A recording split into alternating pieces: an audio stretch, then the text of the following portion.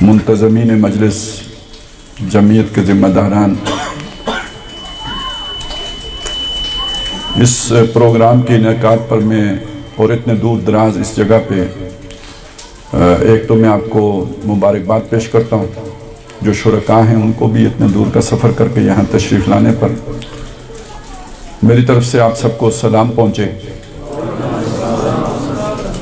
اور شروع ہی میں ایک بات آپ کے سامنے یہ بھی رکھنا چاہتا ہوں کہ مولانا مودودی رحمۃ اللہ علیہ نے بر عظیم پاک و ہند میں جس فکر کو پھیلایا، عام کیا، اس کو مزید آگے بڑھانے میں ڈاکٹر اسرار احمد رحمۃ اللہ علیہ کا بڑا کام ہے۔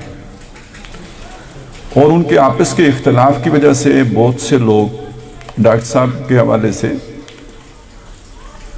کچھ ایسے رویے یا ذہنی بندش کا شکار ہوئے کہ ان کے کتابوں کا یا ان کے لٹریچر کا یا ان کے فکر کا مطالعہ نہیں کر سکے۔ آج کے حالات کو سمجھنے کے اعتبار سے میں سمجھتا ہوں کہ بہت ضروری ہے۔ اب ڈاکٹر صاحب دنیا سے جا چکے، فوت ہوئے 12 سال ہو گئے۔ انہوں نے جو جماعت قائم کی تھی وہ تقریباً اس سوچ سے، اس فکر سے منہ موڑ چکی، تو اب اس طرح کا کوئی مقابلہ ہے نہیں۔ ڈاکٹر صاحب کی فکر کتابوں میں موجود ہیں، اور وہ در حقیقت مولانا مودودی رحمۃ اللہ علیہ ہی کی فکر کی توضیح ہے، تشریح ہے، تصریح ہے۔ لہٰذا اگر اس سے ہم استفادہ کریں گے تو اپنی ہی فکر کو مزید وسعت دیں گے اور اسے اپڈیٹ کریں گے۔ تو میں سب سے پہلی آپ سے یہ گزارش کروں گا کہ اس کے لیے وقت نکالا کریں، ڈاکٹر صاحب کو سنا کریں، اور اس کا آپ کو فائدہ ہوگا۔ میں نے چونکہ ان سے بہت استفادہ کیا، اس سے پہلے یہ بات تو مجھے مودودی صاحب ہی سے سمجھ میں آئی تھی۔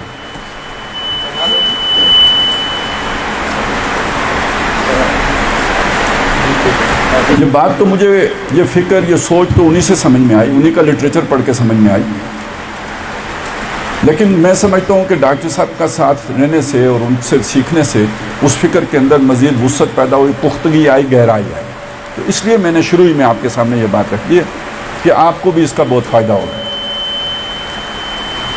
دیکھیے وہ فکر، یعنی جو ہمارا اس وقت موضوع ہے، پاکستان افغانستان، امید اور خدشات، اس موضوع کے پیچھے بھی کچھ ایک سوچ ہے جس کے نتیجے میں ہم یہ بات کہہ رہے ہیں۔ یعنی کس اعتبار سے امید، کس اعتبار سے خدشات؟ اس امید اور ان خدشوں کا تعلق کسی خاص سوچ کے ساتھ ہے، کسی خاص نقطہ نظر کے ساتھ ہے، کسی خاص فکر کے ساتھ ہے۔ تو پہلے ذرا اس فکر کو ہم از سر نو تازہ کر لیتے ہیں، تھوڑے سے وقت لے کے، کہ ہم یہ سمجھتے ہیں کہ اسلام، جس کو کہ ایک وقت میں لوگوں نے مذہب سمجھ لیا تھا، ایک خاص پس منظر کی وجہ سے، اس لیے کہ جب اقوام مغرب کا غلبہ ہوا ہے تو ان کے ہاں ریلیجن کا معنی یہی تھا کہ انسان کا ایک جو انفرادی زندگی سے متعلق جو کچھ اصول و ضوابط ہوتے ہیں، یہ مذہب کا دائرہ ہے۔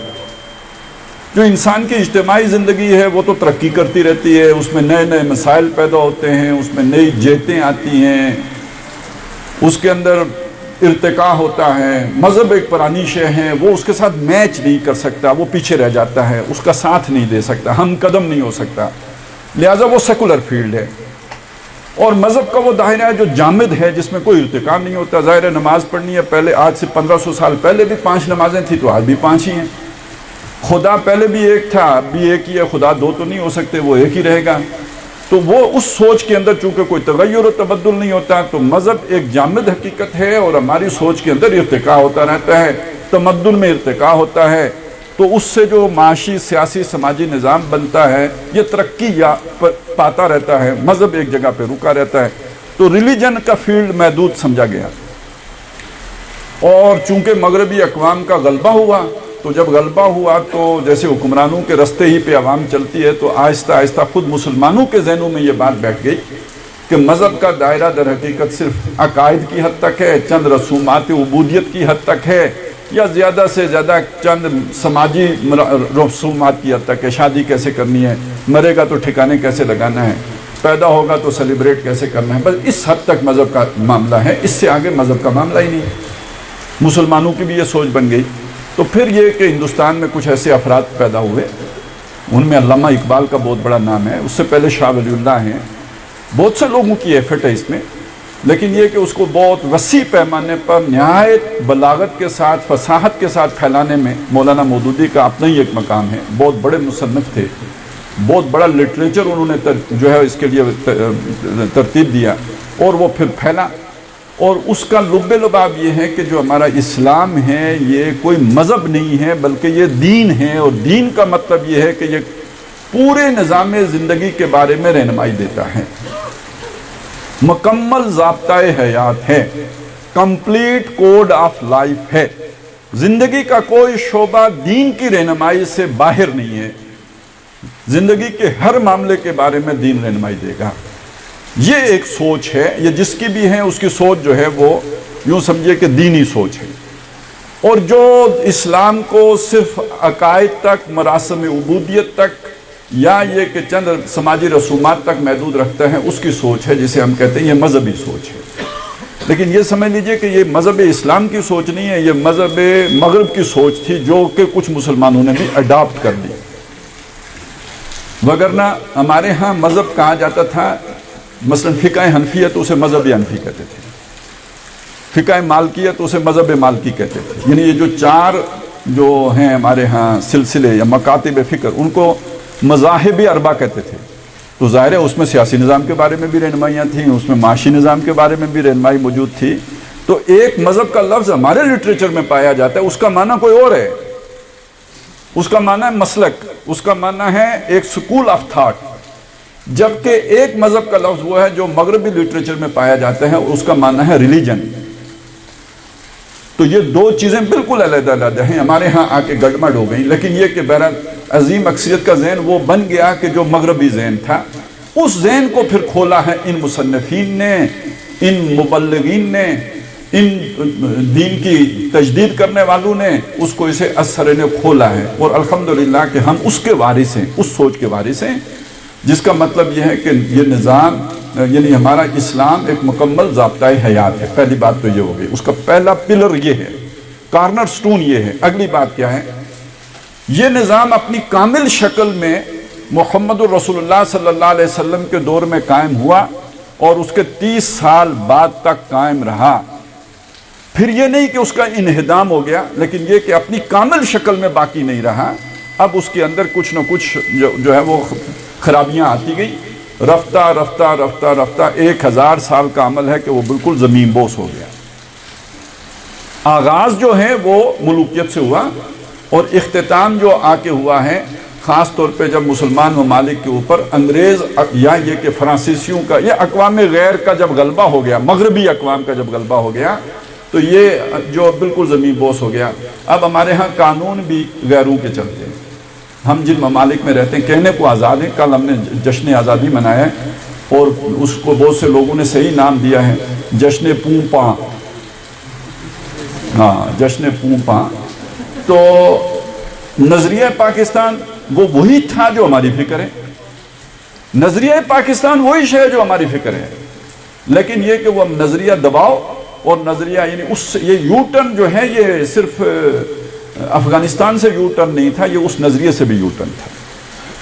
تو پہلی بات تو یہ ہو گئی کہ یہ جو نظریہ حیات ہے, یا جو اسلام ایک کامل نظریہ حیات ہے, یہی نظریہ پاکستان بھی تھا. تو ہم نے یہ دیکھا کہ وہ کامل صورت میں تو دور نبوی میں تھا, اس کے بعد اسے زوال آ گیا. جب زوال آ گیا تو اقبال سے پہلے ایک شاعر گزرے ہیں مولانا الطاف حسین حالی, انہیں بھی امت کا بڑا درد تھا, لیکن ان کا درد ذرا رونے دونے والا. اقبال کا درد ہے امید والا درد, اور حالی کا درد ہے خدشات والا درد. آج بھی ہمارے موضوع میں امید بھی ہے, خدشات بھی ہیں, تو اس لیے دونوں شاعر بھی پیش نظر رکھیے. ایک کو ہر وقت خدشات لائق رہتے تھے اور دوسرے کو امید بھی رہتی تھی. تو دونوں کا کنٹراسٹ ہے, وہ ذرا دیکھیے. وہ کیا ہے کہ حالی کہتے ہیں کہ پستی کا کوئی حد سے گزرنا دیکھے, اسلام کا گر کر نہ ابھرنا دیکھے, مانے نہ کبھی کہ کیا ہے مد ہے ہر جزر کے بعد دریا کا ہمارے جو اترنا دیکھے. ایک مایوسی کا اظہار ہے. اور اے خاصائے خاصان رسول وقت دعا ہے, امت پہ تیری آنکھ کی عجب وقت پڑا ہے. وہ دین کے جو بڑی شان سے نکلا تھا وطن سے, پردیس میں وہ آج غریب الغربا ہے. تو ایک مایوسی آپ کو نظر آئے گی اس کے اندر, اور کوئی آگے کی کوئی امید نہیں ہے. اور معلوم ہوتا ہے کہ پستی کا کوئی حد سے گزرنا دیکھے اور اسلام کا گر کر نہ ابھرنا دیکھے، کوئی ابھرنے کا کوئی اب کہیں امید نہیں۔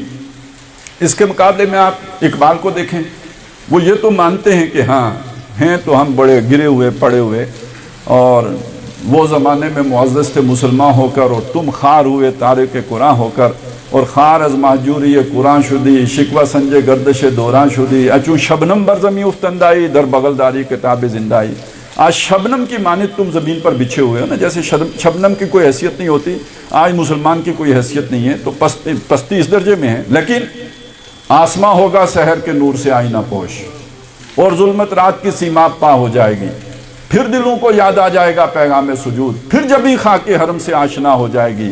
آنکھ جو کچھ دیکھتی ہے لب پہ آ سکتا نہیں، میں بھی حیرت ہوں کہ دنیا کیا سے کیا ہو جائے گی۔ شب گریزاں ہوگی آخر جلوائے خورشید سے، یہ جہاں معمور ہوگا نغمہ توحید سے۔ آپ کو امید کا ایک پیغام مل گیا۔ اچھا، یہ امید کا پیغام اتنا زوردار تھا نا کہ اصل میں تحریک پاکستان کے پیچھے جو روح کار فرما تھی وہ یہ تھی، یہ اقبال کی بانگ درا تھی کہ جس نے اس کارواں کو ترتیب دیا تھا اور جوش سے بھر دیا تھا۔ اور یہ اتنا بڑا جرم ہے، اقبال کا اتنا بڑا جرم ہے کہ اس سے بھی یو ٹرن لے لیا گیا ہے۔ اب اس کے دن کی چھٹی بھی نہیں منائی جاتی، اور حسن نثار جیسے بھنکو اس پر چھوڑ دیے گئے ہیں کہ وہ اسے کہیں کہ وہ ایک شاعر بھی نہیں تھا۔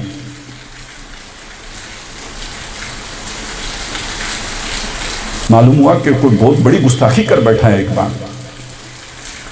تو خیر حسن نثار تو جو بھی ہیں سو ہیں، ہمارے ہاں ایک بڑے خوش اخلاق علامہ صاحب بھی ہیں، وہ اس طرح کی حسن نثار کی طرح بدتمیزانہ باتیں نہیں کرتے، خوش گفتار انسان ہیں، ان کے منہ سے موتی جھڑتے ہیں، جب بولتے ہیں تو معلوم ہوتا ہے کہ الفاظ نہیں نکل رہے، گل پاشی فرما رہے ہیں، بہت اعلیٰ اخلاق کے مالک ہیں۔ غامدی صاحب، جاوید احمد غامدی صاحب، تو وہ کیا کہتے ہیں؟ وہ کہتے ہیں اقبال نے یہ جو سارا کچھ پیش کیا ہے نا، یہ رومانویت ہے۔ رومانویت کیا ہوتی ہے جی؟ ایک شاعرانہ خیال، جو شاعر کو کسی سے محبت ہو جاتی ہے وہ کہتے ہیں جی چاند تارے لا کے تیرے پاؤں میں رکھ، کس نے رکھنے ہوتے ہیں؟ کبھی کسی نے لا کے رکھے ہیں؟ گپ ہوتی ہے، بندہ چھوڑ دیتا ہے کہ چاند تارے لا کے تمہارے پاؤں میں رکھ دوں گا، اور یہ کہ تمہیں ملکہ بنا دوں، یہ تو سب گپ شپ ہوتی ہے۔ تو یہ جیسے شاعرانہ خیال ہوتے ہیں، تو کہتے ہیں جسے عشق خلل ہے دماغ کا، کہتے ہیں جسے عشق خلل ہے دماغ کا، تو اس کا مطلب کیا؟ کوئی سمجھ آئی؟ اقبال کا دماغ خراب تھا۔ خوش اخلاقی سے یوں بات کریں گے، حسن نثار کہے گا دماغ خراب تھا، غامدی صاحب کہیں گے رومانویت ہے۔ بات ایک ہی ہے، سمجھ آئی؟ ایک کی بات اکیڈمک ہے، دوسرے کی بات تھڑے والی ہے، دونوں کا نقطہ نظر مطمع نظر ایک ہی ہے۔ تو اب بندہ سوچ میں پڑ گیا، کوئی اقبال نبی تو نہیں تھا نا، ہو سکتا ہے خلل آ گیا ہو اس کے دماغ میں، اس کے خلل نے متعدی ہو کے مودودی صاحب کے دماغ میں بھی خلل پیدا کر دیا ہو، پھر ڈاکٹر صاحب کے دماغ میں بھی خلل آ گیا، وہی خلل ہم سب کے دماغ میں آ گیا۔ خلل مطلب متعدی بھی تو ہو سکتے ہیں نا۔ آج ہمارے ہاں پوری ایک تحریک انصاف ہے جس کے بارے میں لوگوں کا خیال ہے کہ دماغ میں خلل ہے، تو ہم سب کے دماغ میں بھی خلل ہو سکتا ہے۔ انسان ہی ہے، انسان ٹھوکر بھی کھا سکتا ہے، رومانویت ہو سکتے، عظمت رفتہ کے خواب دیکھنا، گزرے ہوئے کل پر جو ہے وہ دیوانے ہو جانا، اس پر پاگل ہو جانا۔ تو گویا اقبال کا مسئلہ بھی یہی تھا، اور ان سب کا مسئلہ یہی ہے۔ اسی بات کو دینی پیرائے میں پھر بیان کیا مولانا وحید الدین خان صاحب نے، تعبیر کی غلطی۔ یہ تعبیر کی غلطی کس نے کی؟ ہاں، مولانا مودودی نے کی ہے تعبیر کی غلطی۔ انہوں نے جو دین کا مفہوم بیان کیا وہ غلط، تعبیر غلط کی ہے۔ انہوں نے جو الہ کا مفہوم بیان کیا تعبیر غلط کی ہے۔ انہوں نے جو عبادت کا مفہوم بیان کیا تعبیر غلط کی ہے۔ انہوں نے جو رب کا مفہوم بیان کیا تعبیر غلط کی ہے۔ یہ ایک کتاب ہے مودودی صاحب کی نا، قرآن مجید کی 4 بنیادی اصطلاحات۔ اگر آپ نے دین کا کام کرنا ہے تو اس کتاب کو ضرور پڑھیں۔ اور جو تعبیر کی غلطی ہے وہ یہ بتا رہی ہے کہ یہ در حقیقت مودودی صاحب نے یہ تعبیر ہی غلط کی ہے۔ تو ان لوگوں کی سوچ پھر یہ بنی کہ بھئی وہ اسلام ایک دور میں اس کا نظام تھا، اب تو مغرب کا نظام ہی چلے گا۔ اب معاشی نظام وہی ہوگا، سیاسی نظام وہی ہوگا، سماجی نظام وہی ہوگا جو مغرب لے کے آیا. ریاست کا کوئی مذہب نہیں ہوتا. یہ بات آپ کو پرویز ہود بھائی بھی کہتا ملے گا اور یہ بات آپ کو گاندھی صاحب بھی کہتے ملیں گے. یہاں پہنچ کے دونوں ایک جو ہے رومانویت کا شکار نظر آئیں گے آپ کو کہ ریاست کا کوئی مذہب نہیں ہوتا. یہ خالص مغربی سوچ ہے اور یہاں ہماری سوچ تو اس کے بالکل برعکس ہے. اب یہ چیز ہے، اس کو سمجھ لیجئے کہ اس سے پھر یہ شے پیدا ہوئی اور یہ شے صرف دیریوں میں نہیں پیدا ہوئی، صرف لبرلز میں نہیں پیدا ہوئی، صرف سیکولرز میں نہیں پیدا ہوئی. میں دینی تحریکوں میں بہت اندر تک رہا ہوں. میں تقریباً جو ہے آپ کو بتاؤں 24 سال تک تنظیم اسلامی کی مرکزی مجلس شورا کا رکن رہا ہوں. ان کے جو توسیع عملہ ہے اس کا حصہ رہا ہوں. میں آپ کو پورے یقین کے ساتھ بتاتا ہوں کہ یہ سوچ، اس کا اظہار نہیں کیا جاتا، لیکن یہ کہ ہماری اسلامی تحریکوں کے سرکردہ لوگوں کے دماغوں میں بھی گھس گئی ہوئی ہے کہ یہ ہونے والا کام تو لگتا نہیں ہے. یہاں اب آ گئی وہ بات جو میں نے آپ کے سامنے ایک آیت پڑھی، 2 آیتیں پڑھی ہیں کہ محمد الرسول اللہ صلی اللہ علیہ وسلم کو جو بھیجا گیا تھا تو کیا صرف آپ کو نمازیں سکھانے کے لیے بھیجا گیا تھا، روزے دکھانے کے لیے بھیجا گیا تھا، یا آپ کو ایک مکمل نظام حیات دے کے بھیجا گیا؟ اور اس لیے بھیجا گیا کہ اس نظام کو، اس دین کو پورے نظام زندگی کے اوپر غالب کریں. تو 3 جگہوں پہ یہ آیت آئی ہے کہ وَالَّذِي أَرْسَلَ رَسُولَهُ بِالْهُدَى وَالدِّينِ الْحَقِّ لِيُظْهِرَهُ عَلَى الدِّينِ كُلِّهِ، تاکہ وہ اسے غالب کر دیں کل کے کل دین پر. اب دیکھیے میں نے لفظی ترجمہ جان بوجھ کے کیا ہے کیونکہ ترجموں میں بھی اپنا ذہن آ جاتا ہے بیچ میں. میں ابھی آپ کو بتاتا ہوں کیسے ذہن آیا. آپ کو ایک ترجمہ ملے گا تاکہ محمد رسول اللہ اس دین کو تمام مذاہب پر غالب کر دیں. تو دین کا ایک معنی قرآن مجید میں بدلا ہے، مالک یوم الدین، بدلے کے دن کا مالک. دین کا دوسرا معنی قرآن مجید میں اطاعت ہے، فَاعْبُدُوا اللَّهَ مُخْلِصِينَ لَهُ الدِّينَ. یعنی یہ وہ ترجمے ہیں جو متفقن علیہ ہیں، سب نے ایک ہی ترجمہ کیا ہے. سورہ فاتحہ کی جو آیت میں نے آپ کو سنائی اس میں سب کا ترجمہ یہی ہے، بدلے کے دن کا مالک. وہاں معنی ہے بدلہ. دوسری جو سورہ مومن کی آیت ہے، بلکہ وہ سورہ زمر کی، اس میں بتایا کہ جی اطاعت اس کا معنی ہے، فَاعْبُدُوا اللَّهَ مُخْلِصِينَ لَهُ الدِّينَ. بس اللہ کی بندگی کرو اپنی اطاعت اس کے لیے خالص رکھتے ہوئے. وہاں بھی سب نے اطاعت ترجمہ کیا ہے. اچھا یہ 2 ترجمے ہو گئے. ایک ترجمہ ہے دین کا، وہ مرکب اضافی ہو کے جب آیا، دین الملک، بادشاہ کا دین. وہاں اس کا معنی ذرا بادشاہ کا نظام اطاعت ہو جائے گا، یعنی بادشاہ کا کوئی قانون ہے اس قانون کی اطاعت کرنا، وہ بادشاہ کا دین کہلائے گا. اس سے وہ نظام والا معنی نکلتا ہے. اور دین اللہ کے الفاظ بھی آئے ہیں قرآن مجید میں. اس میں کہیں مذہب کا لفظ آپ کو ملا اس معنی میں؟ کہیں تو کدھر سے نکالا یہ مذہب کا لفظ؟ یہ آپ کو نہ سیرت سے ملے گا، نہ سنت سے ملے گا، نہ قرآن سے ملے گا. یہ نکلا اپنے ذہن سے، جو میرا تصور ہے اسی کے مطابق ترجمہ کروں گا نا.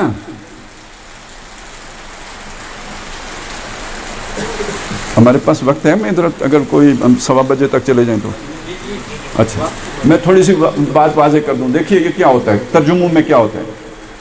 ایک لفظ ہے علقہ، آپ نے سنا ہوگا، نطفہ، نطفے سے علقہ.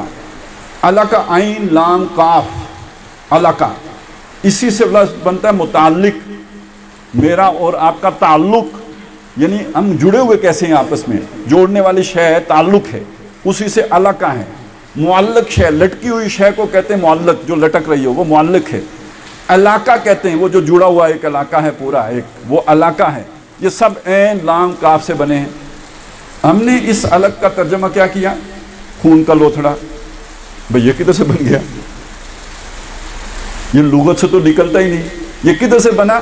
یہ ہمارے اپنے تجربے سے بنا کہ جب ہم نے دیکھا کہ بھئی جو اگر ابتدائی مہینے میں ابارشن ہو جائے تو جمع ہوا خون آتا ہے، تو نطفے کے بعد چونکہ وہ شے آئی تو اس کے مشاہدے پر ہم نے ترجمہ کر لیا جمع ہوا خون. لغت اس کو سپورٹ نہیں کر رہی. یہ ہمارے آنکھوں کا مشاہدہ ہے کہ جس کی بنیاد پر ہم نے وہ ترجمہ کیا ہے. لیکن جب الٹراساؤنڈ مشینیں بن گئی اور ہم الٹراساؤنڈ لینے کے قابل ہو گئے تو ہم نے دیکھا کہ وہ جسے نطفہ جسے ہم نے کہا تھا اور خوردبینیں بن گئیں جس سے ہم نطفہ بھی دیکھ لیتے ہیں، تو پتہ چلا وہ رحم مادر کے ساتھ جا کے یوں لٹک جاتا ہے جیسے جونک لٹکی ہوئی ہوتی ہے۔ اب اگر کوئی ترجمہ کرے گا تو وہ ترجمہ ہوگا جو قرآن نے لفظ بولا ہے، لٹکی ہوئی چیز۔ اب علاقہ کا کیا مطلب ہوگا؟ لٹکی ہوئی شے۔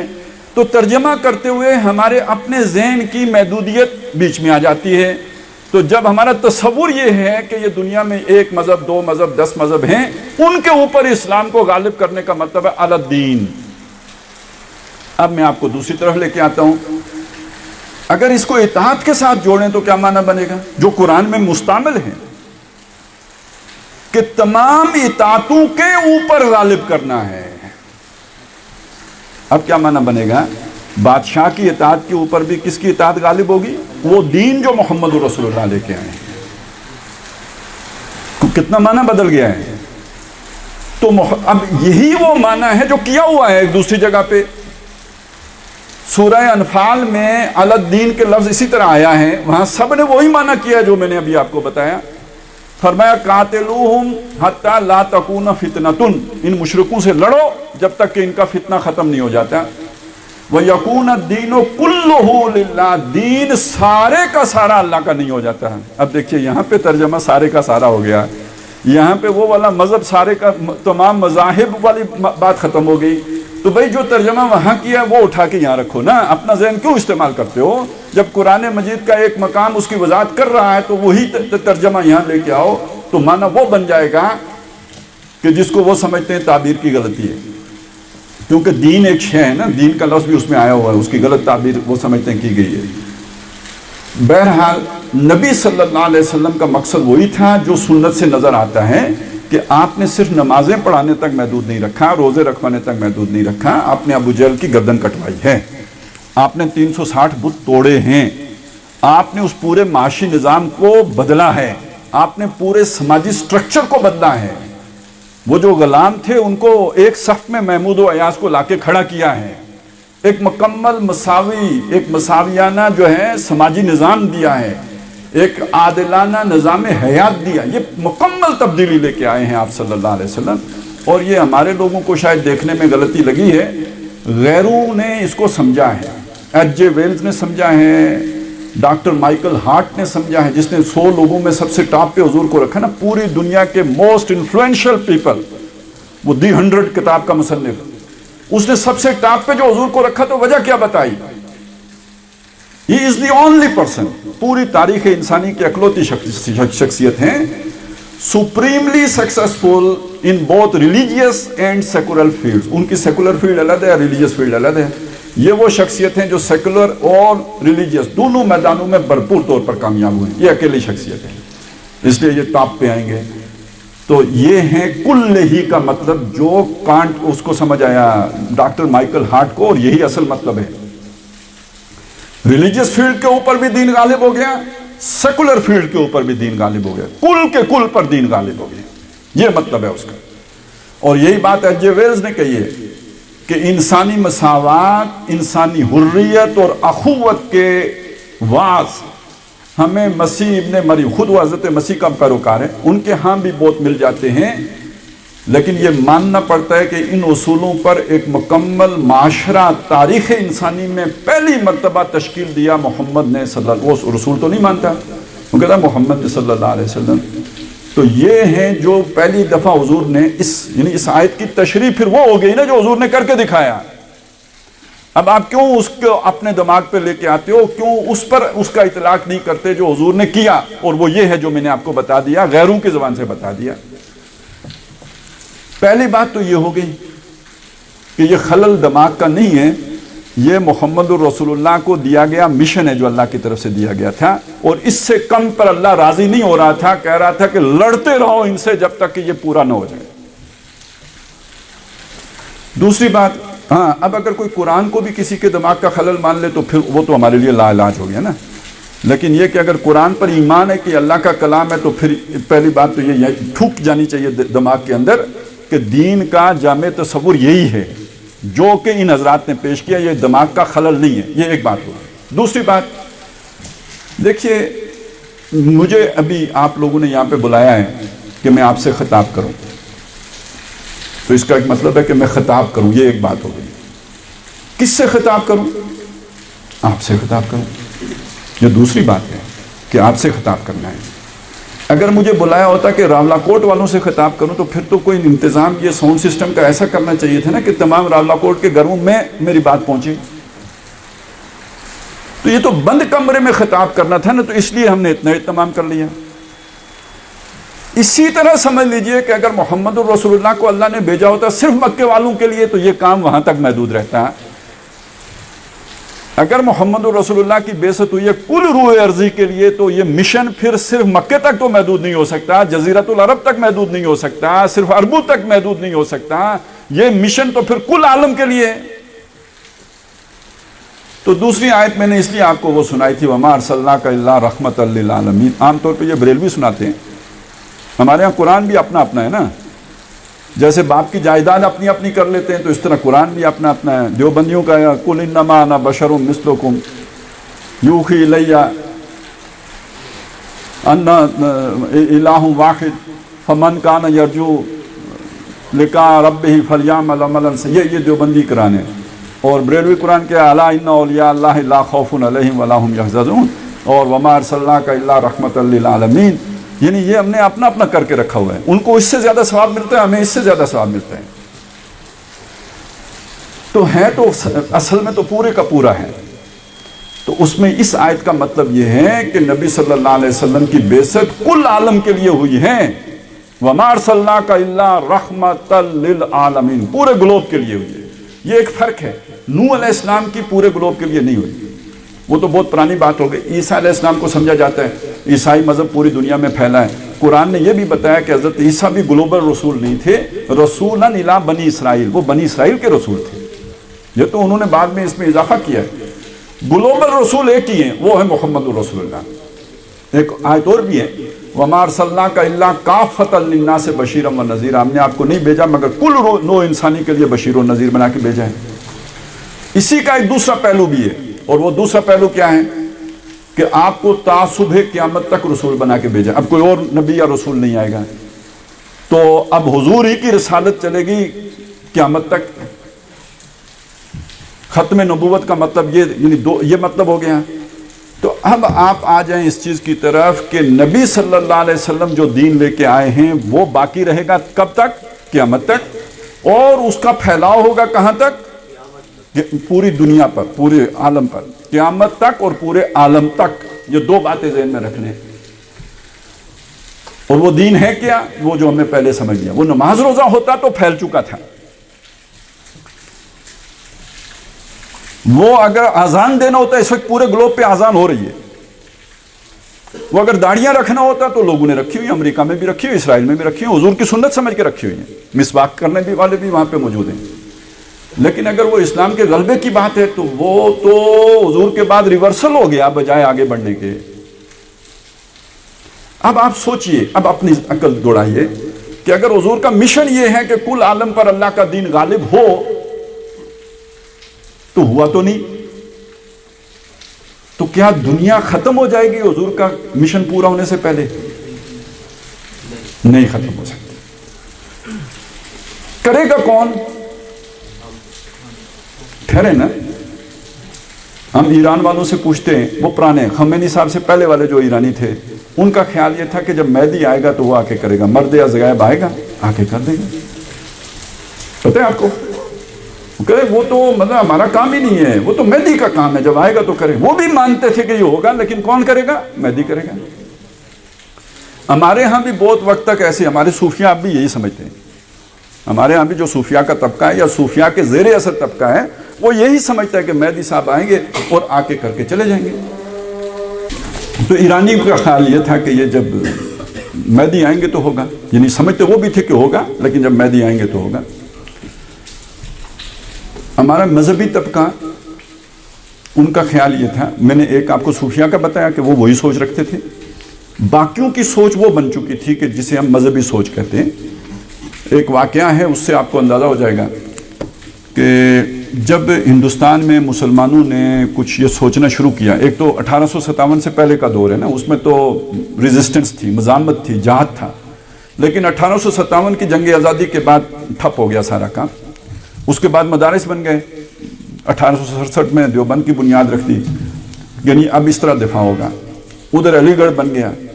تو پھر 20ویں صدی کے شروع میں جب دوبارہ ایک مسلم لیگ بنی اور تحریک پاکستان کا سوچا گیا یا کچھ مسلمانوں کے بارے میں سوچا گیا، تو ایک عالم دین، بہت بڑے عالم دین، انہوں نے، جن کو بہت سے لوگ مجدد مانتے ہیں، انہوں نے یہ بات فرمائی کہ انگریز کے ساتھ ہمیں چھیڑ چھاڑ نہیں کرنی چاہیے، اس نے ہمیں نماز روزے کی اجازت دی ہوئی ہے، یعنی نماز روزے کی اجازت جہاں پہ مل جائے وہاں مسلمان کو چھیڑ چھاڑ نہیں کرنی چاہیے۔ اگر فرض کریں دجال ہی آ جائے تو وہ بھی اجازت دے دے نماز روزے کی، تو پھر دجال کے ساتھ بھی چھیڑ چھاڑ نہیں کرنی، مطلب تو یہی ہوا۔ تو انہوں نے انگریز کے بارے میں یہ بات کہی۔ اب ان کا اتنا وسیع حلقہ اثر تھا کہ وہ چیز بہت متاثر کن تھی، اس سے بہت بڑا، یعنی وہ اس تحریک مزاحمت کو بہت بڑا نقصان ہونا تھا۔ اس پر پھر اقبال نے وہ بات کہی تھی، شعر آپ نے سنا ہوگا، یہ پس منظر شاید آپ کو واقف نہ ہو، کہ ملا کو جو ہند میں ہے سجدے کی اجازت، ناداں یہ سمجھتا ہے کہ اسلام ہے آزاد۔ ان کا تصور، تعبیر وہ ہو گئی تھی جس کا نتیجہ یہ تھا کہ انگریز کے ساتھ بھی خیر سگالی چلے گی۔ بے شک قانون انگریز کا کوئی پرواہ نہیں ہے، بس نماز روزے کی اجازت ہونی چاہیے، تو انگریز بھی اللہ اللہ خیر سزا۔ تو وہاں بھی چھٹی، کسی کے اندر یہ سوچ نہیں تھی۔ یہ سوچ دوبارہ ان لوگوں کی محنت سے پیدا ہوئی ہے، جو میں نے آپ کو بھائی، اقبال کا نام ہے، ابوالکلام کا نام آتا ہے، مولانا مودودی کا نام آتا ہے، پھر ان کے سینکڑوں جو ماننے والے ہیں ان کے نام آئیں گے۔ یہ ان لوگوں نے یہ سوچ پیدا کی ہے۔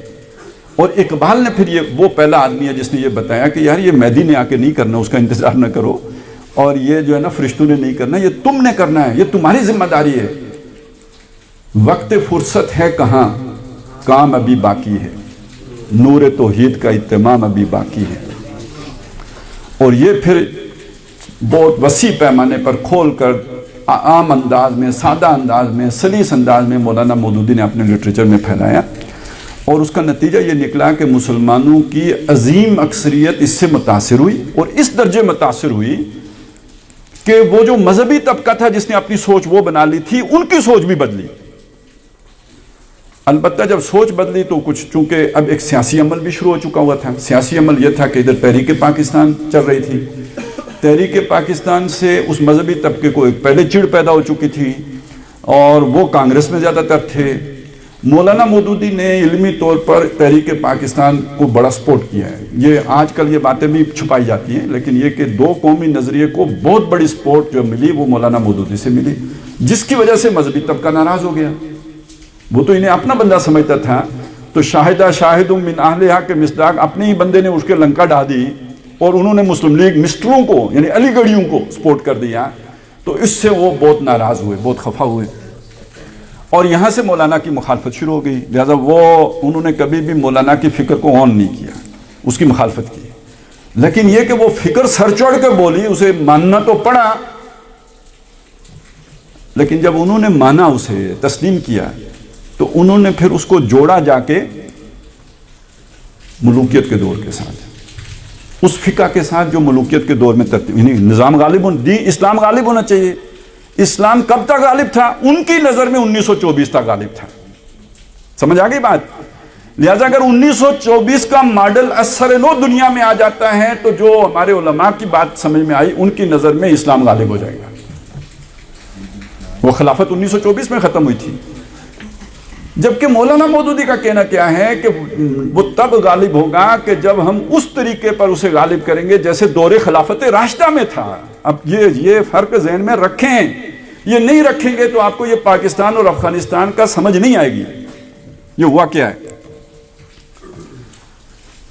بہرحال 47 میں پاکستان بن گیا، ادھر یہ دو دھارے بن گئے، ایک اسلام کا غلبہ، وہ والے اسلام کا غلبہ چاہتا ہے جو دور خلافت راشدہ میں تھا، دوسرا کہتا ہے 1924 والا اسلام بھی بحال ہو گیا تو خیر صلاح ہے۔ اتنا فرق پڑا۔ پہلے تو اس کی بھی پرواہ نہیں تھی نا، لیکن یہ کہ چلیں جو ادھر سے تو تھوڑا کشش شکل جیسے کھینچتی ہے تو ذرا نزدیک آ گئے کہ چلیں 1924 والا بحال ہو جائے۔ یہ اکثر و بیشتر یہ جو ہے نا منصب امامت والے، یہ جو جیسے حزب التحریر والے ہیں، یہ سارے لوگ یہی بات کر رہے ہوتے، 1924 کو رو رہے ہوتے۔ ان کا کربلا 1924 میں ہوا تھا، समझे, इनका इस्लाम उसके बाद जिंदा होगा जो 1924 वाली अमीद सुल्तान अमीद वाली खिलाफत, अब्दुल अमीद सुल्तान वाली खिलाफत बहाल कर दें, भाई इस्लाम जिंदा हो गया।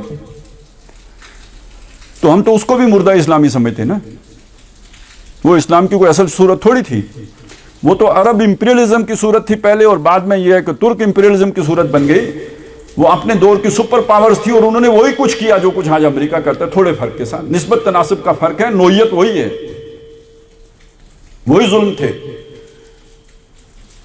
अब जो पाकिस्तान है इसके पीछे जो सोच थी, जो फिक्र था, जो फलसफा था, वो था कि जो अल्लामा इकबाल का है, और ये भी तारीखी तौर पर बहुत बड़ी ज्यादती की गई है कि मौलाना मौदूदी को इकबाल से अलग किया गया है। हालांकि अगर आप इसको भी थारोली पढ़ेंगे तो मौदूदी साहब को पंजाब में लाने वाले अल्लामा इकबाल है, वही बुला के लाए थे कि वो आप कहाँ बैठे हुए हैं, यहाँ पे आए, आपके करने का काम यहाँ है। और इकबाल की तरफ से ये बात भी मंसूब है कि उन्होंने ये बात कही थी कि जो हमारी ये जो सोच है इसको इल्मी बुनियाद मौलाना मौदूदी फराहम करेंगे, जो उनके तवक्को थी मौलाना मौदूदी से। बहरहाल जो नजरिया पाकिस्तान है इसको अब समझ लें ये क्या है। यानी पाकिस्तान भी बना किस लिए था, इस्लाम की तजदीद के लिए, लेकिन कौन सा इस्लाम, दौरे खिलाफत राशिदा वाला इस्लाम। उसूल वो होंगे, रियासत मॉडर्न होगी, जदीद दौर के तकाज़ों के मुताबिक होगी। इकबाल ने यहां तक कह दिया था कि अब इज्तिहाद जो होगा, इज्तिहाद यानी कानून साजी, यानी नए जो कानून बनने इस्लाम के उसूलों के मुताबिक, वो पार्लियामेंट में बनेंगे। आप सोचें मजहबी ज़हन इस बात को कबूल कर सकते हैं? आज भी नहीं कबूल करने के लिए तैयार। तो ये मजहबी सोच नहीं थी, ये मॉडर्निस्ट सोच थी जो इकबाल ने दी थी कि इज्तिहाद अब पार्लियामेंट में होगा। उसका बेड़ा गर्क कर दिया पहले उसके बेटे ने, जावेद इकबाल ने। उसने इज्तिहाद का मतलब ये लिया कि कुरान के खिलाफ भी इज्तिहाद हो सकता, पार्लियामेंट अगर फैसला कर दे कुरान के खिलाफ, बस वो नाफिज़ुल अमल होगा, क्योंकि उम्मत का फैसला है। तो उससे सत्यानाश फिर गया। इकबाल का इज्तिहाद ये नहीं था, वो कुरान और सुन्नत की हुदूद के अंदर था, जो हमारे आइन में लिखा हुआ है। कोई कानून साजी कुरान और सुन्नत के खिलाफ नहीं हो सकती, ये इकबाल का वो था। लेकिन कानून साजी होगी कहां? पार्लियामेंट में। नाफिज कौन सा कानून होगा? जो पार्लियामेंट में बना होगा। तो इसका क्या मतलब हुआ? इज्तिहाद कहां होगा? पार्लियामेंट में होगा। अब इसके मुकाबले में लेके आइए बात को कि जो हमारे उलमा जो थे, तहरीक शहीदैन के जो बकिया जो अनासिर थे, उन्होंने ही देवबंद कायम किया था। ये जो देवबंद है ये असल में तहरीक शहीदैन ही की एक लड़ी है, कुल नहीं, एक लड़ी है। और ये वारिस किसके थे? शाह वलीउल्लाह के इल्म के। और देवबंद भी इब्तिदा में एक बहुत बड़ी तहरीक थी और बड़ी जान फशानी से और बड़े मुखलिसाना काम हुआ था। बाद में रफ्ता रफ्ता जैसे हर तहरीक के साथ होता है उनके साथ भी हो गया। तो उसी की ऑफशूट्स थी कि जो अफगानिस्तान में फिर जहाद की तरफ आई। लेकिन यहां भी एक बात नोट कीजिए, वहां भी जहाद शुरू किसने किया था? ये 1976 के आसपास की बात है। आइडिया था भुट्टो का कि ये रूस को जो है ना वो काउंटर करने के लिए हमें अफगानिस्तान में जाना पड़ेगा। नंबर एक, ये डीप ये जो है ना ये स्ट्रेटेजिकल डेप्थ का तस्वुर, ये भी वही लेके आया था कि इंडिया के मुकाबले में भी हमें अफगानिस्तान को अपने साथ मिलाना होगा। तो जब तक रजीम चेंज नहीं होगी, दाऊद को नहीं हटाएंगे, जाहिर शाह को नहीं, ये नहीं हो सकता। तो भुट्टो साहब ने फिर यानी एक बाकायदा प्लानिंग के तहत ये काम शुरू किया। फिर इसको उठाया जिसने, वो काजी हुसैन अहमद थे। वो गए और उन्होंने यूनिवर्सिटी में, काबुल यूनिवर्सिटी में जाके काम किया। हिकमत यार इंजीनियर थे ना, वो मदरसे के फालिद तो नहीं थे, इंजीनियर थे। अहमद शाह मसूद इंजीनियर थे। ये उस तहरीक का हिस्सा बने। यहाँ से फिर आहिस्ता आहिस्ता वो चीज़ आगे बढ़ी। करते करते रूस को मदाखलत करनी पड़ी। यानी दाऊद के बस से जब बात बाहर हो गई तो अब रूस को अपने जो भी उसके हमायती थे उनको बचाने के लिए मदाखलत करनी पड़ी। जब रूस ने मदाखलत की तो वो जो जहाद पहले जारी था चंद लोगों के साथ, अब उसको एक तायद हासिल हो गई उलमा की भी, चूँकि उनकी अक्सरियत बहुत ज़्यादा थी। लिहाजा मामला ये हुआ कि वो जहाद आहिस्ता आहिस्ता उन्हीं के हाथ में चला गया, क़यादत ही उनके हाथ में चली गई। अहमद शाह मसूद तो बिल्कुल दूसरी तरफ निकल गए, कौम परस्त जज्बात की तरफ निकल गए। और हिकमत यार जो है वो बहुत लिमिटेड होते चले गए, उनका असर रसूख कम होता चला गया और उलमा का असर रसूख बढ़ गया। और उसके नतीजे में वो जहाद टोटली कंट्रोल में चला गया उलमा के। और 1994-95 में जब तालिबान तहरीक उठी تو پھر علماء سے بھی نکل کے طلباء کے ہاتھ میں چلا گیا. طالبان کا کیا مطلب ہے؟ طالب اسٹوڈنٹس. ٹھیک ہے نا, وہ پھر ان کے ہاتھ میں چلا گیا جن میں خلوص بھی تھا, جوش بھی تھا, جذبہ بھی تھا, قربانی بھی تھی, لیکن تھے طلباء. ایک تو یہ کام ہوا ہے, وہاں پہ یہ چیز بنی ہے. ادھر کیا ہوا جی؟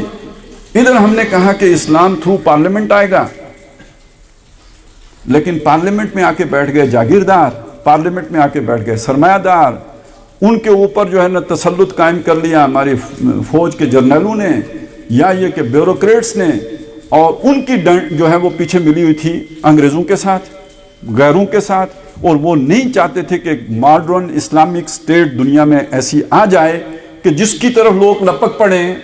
تو یہ اس کو گویا کیپ کر دیا گیا, اس کا رستہ روک دیا گیا, اسے آگے بڑھنے نہیں دیا گیا. اس کا وہ پوٹینشیل تھا کہ پوری دنیا کے لیے لائٹ ہاؤس بنتا ہے, اس کو بڑھنے نہیں دیا گیا. اور اسلام کا ایک وہ ماڈل جو آج سے 700 سال پہلے تو قابل عمل ہو سکتا تھا, وہ افغانستان میں آ گیا. وہ جب آ گیا تو اس کے آنے سے بہرحال اس کے اندر بڑی سختی بھی تھی. جو طلباء جب آئے تھے, پہلی دفعہ جب آئے تھے, تو میں وہاں پہ گیا, ملاقاتیں بھی ہوئی. اس وقت ان کی سوچ ایسی تھی, یعنی بڑی جابرانہ, بہت ہی حاکمانہ, ڈکٹیٹرشپ. ان سے بات بھی ہوئی. اندازہ تو ہمیں تھا کہ بھئی امریکہ اسے برداشت نہیں کرے گا, تو اگر یہ آپس میں متحد نہیں ہوں گے تو یہ تاش کے پتہ کی طرف جو ہے وہ اڑا دیے جائیں گے. تو ان سے کی بات یہ کہ آپ یہ شمالی اتحاد کو ساتھ ملائیں, حکمت یار کو ساتھ ملائیں. تو بڑا سادہ سا, بہت سادہ سا جواب تھا کہ دیکھیں امارت اسلامیہ قائم ہو گئی ہے, اب آئیں بیعت کریں, جو بھی بیعت کرے تو بس ہمارے ساتھ ہے, نہیں کرتا تو یعنی مطلب یہ ہے. اگلی بات انہوں نے نہیں کی, جائے باڑ میں, ہمیں اس سے کیا غرض ہے. تو بہت ہی بے نیازی, بڑا استغنا, بڑی بے فکری, تو آگے کی سوچ ہی نہیں تھی. لہٰذا پھر 9/11 ہوا اور وہ کام آگے نہیں بڑھ سکا, ختم کر دیا گیا. اب 1 سال ہو گیا ہے. بڑی عجیب بات ہے, 14 اگست 15 اگست ہوئی کو انہوں نے بھی کل جو ہے نا وہ منایا اپنا دن 1 سال پورا کرنے کا. اب یہ طالبان دوبارہ آئے ہیں, لیکن یہ کہ اب یہاں امید کی بات ہم کر رہے ہیں. کون سی امید کی بات کر رہے ہیں؟ کہ یہ طالبان شاید اب بدلے ہوئے طالبان ہیں. ابھی ہمارے پاس کوئی اتھینٹک سورس سے کوئی بات نہیں ہے, کچھ علامتیں ہیں جن کی بنیاد پر ہم یہ قیاس کر سکتے ہیں. مطلب اب ان کے اندر وہ سختی نہیں ہے, سیکھا ہے. اس عرصے میں 20 سال جہاد کیا ہے, بہت بڑا عرصہ ہوتا ہے, اور اس میں مخلص عناصر اب ان کے اندر اوپر آئے ہیں اور سمجھدار لوگ آئے ہیں. یہ ایک بدلے ہوئے لوگ ہیں, لیکن ان کے ساتھ بھی اب کیا کیا خدشات جڑے ہوئے ہیں وہ میں آپ کو بتاؤں گا. کیا کیا امیدیں, امید میں ابھی پہلے بتا رہا ہوں کہ اب پہلی امید یہ ہے کہ یہ اب بدلے ہوئے لوگ ہوں گے, اور انہیں اب نئے زمانے کی سمجھ آئی ہوئی ہے. ایک طاقت ہے, ایک قوت ہے, اسلام کا جذبہ بھی رکھتے ہیں, ثابت کیا انہوں نے کہ رکھتے ہیں. صرف سوچ کو ٹھیک کرنے کی ضرورت تھی, تو امید یہ ہے کہ وہ ہو گئی ہوگی. لیکن ایک بات میں آپ کو بتاؤں, طالبان کا جب لفظ آتا ہے تو اس میں کم از کم 4 گروہ شامل ہوتے ہیں. جب ہم طالبان کا لفظ بولتے ہیں تو کس کس کو ہم طالب کہتے ہیں, یہ سمجھ لیں. ایک تو وہ لوگ بھی طالبان ہیں جو بالکل مخلص, جن کا بھی میں نے آپ کو نقشہ پیش کیا, اسلام سے محبت کرنے والے, اسلام پر اپنی ہر شے نچھاور کرنے والے, یہ بھی طالبان ہیں. اور ان کو بھی ہم طالبان کہتے ہیں کہ جو اسمگلر ہیں, جنہوں نے داڑھی رکھی ہوئی ہے, پٹکا باندھا ہوا ہے, گن اٹھائی ہوئی ہے, وہ بھی طالبان ہیں. وہ بھی طالبان ہیں جو بتے لیتے ہیں, وہ بھی طالبان ہیں جو منشیات فروش ہیں, وہ بھی طالبان ہیں جو کسی اور کے ایجنٹ ہیں. یہ سارے اسی ایک لباس کے اندر.